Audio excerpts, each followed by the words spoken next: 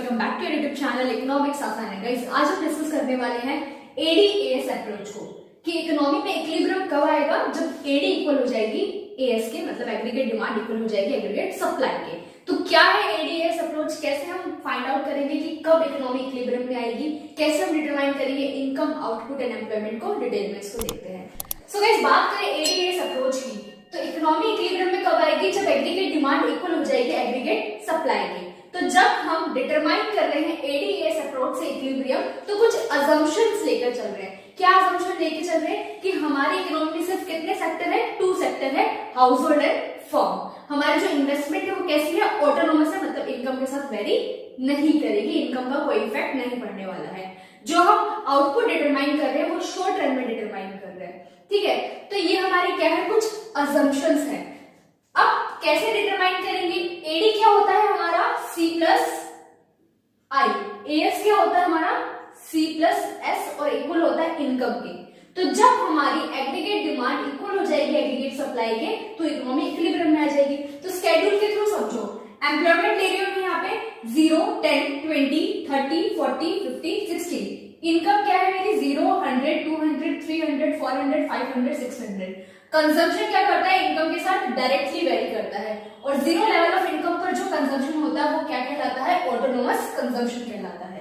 तो कंजम्पशन क्या है मेरा 40, 120, 200, 280, 360, 440, 520। इनकम जैसे से बढ़ रही है कंजम्पशन भी बढ़ रहा है। सेविंग की बात करें तो क्या है मेरे -40, -20, 0, 20, 40, 60, 80। पहले नेगेटिव है, देन जीरो है, देन पॉजिटिव है। नेगेटिव कब होती है, जब कंजम्पशन ज्यादा होता है इनकम से, और जीरो कब होती है, जब इक्वल हो जाता है इनकम के, और पॉजिटिव कब होती है, जब कंजम्पशन लेस देन होता है इनकम से, ठीक है।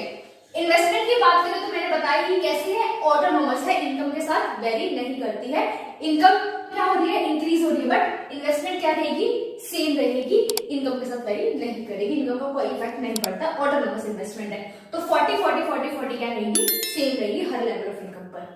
एडी डिमांड कैसे फाइंड आउट करेंगे, C प्लस आई, 40 प्लस 40, एडी क्या हो गया 80, 120 plus 40, 160, 200 plus 40, 240, 280 plus 40, 320, 360 plus 40, 400, 440 plus 40, 480, 520 plus 40, 560। तो एडी आ जाएगा हमारा C प्लस आई। एएस क्या होता है हमारा, इनकम के इक्वल होता है, या फिर इनकम को या तो कंज्यूम करते हैं या सेव करते हैं, तो C प्लस एस हो सकता है। तो C प्लस एस करेंगे तो 40 प्लस -40 कितना हो गया 0, 120 प्लस 120 कितना हो गया 100, 200 प्लस 0 कितना हो गया 200, 280 प्लस 20 300, 360 प्लस 40 400, 440 प्लस 60 500, 520 प्लस 80 600। वैसे हमें एग्रीगेट सप्लाई निकालने की जरूरत भी नहीं है, क्योंकि हमें पता है एएस इक्वल होता है वाई के, तो ये वाई के इक्वल ही होगा। देखो 0, 0, 100, 100, 200, 200, 300, 300। समझ पाया।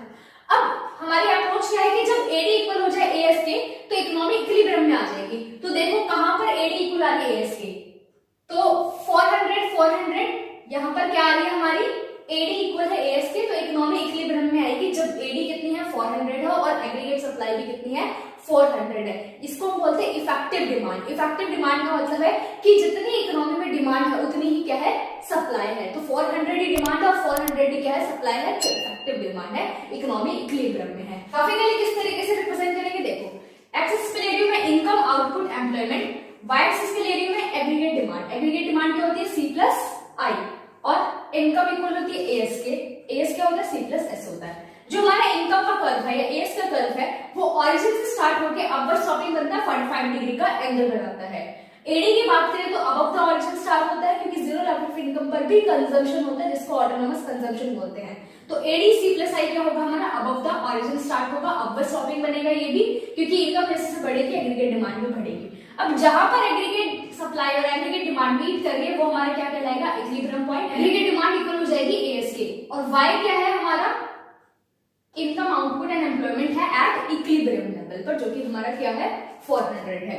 अब बात करें अगर मान लो क्या हो, एग्रीगेट डिमांड ग्रेटर देन हो जाए एग्रीगेट सप्लाई से, तो देखो कहां पर होगी, हम यहां किसी पॉइंट की बात कर रहे हैं जहां पर एग्रीगेट डिमांड ज्यादा है एग्रीगेट सप्लाई से, मतलब एडी जो है अबव है एएस से।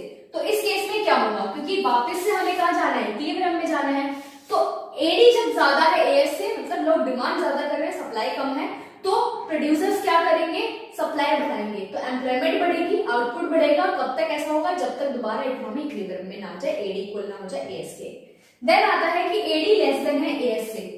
ये कहां आएगा पॉइंट, ये आएगा पॉइंट यहाँ पे कहीं कि एडी लेस देन है एएस से, मतलब यहाँ पे क्या होगा, AD curve below the AS हो जाता है। अब इस सिचुएशन में क्या होगा, डिमांड कम है, सप्लाई ज्यादा है, तो ऑलरेडी इन्वेंट्री बच रही है, तो एम्प्लॉयमेंट को कम कर दिया जाएगा, आउटपुट कम हो जाएगा। ऐसा कब तक करा जाएगा, जब तक इकोनॉमी दोबारा इक्विलिब्रियम में ना जाए, एडी इक्वल ना हो जाए एएस के।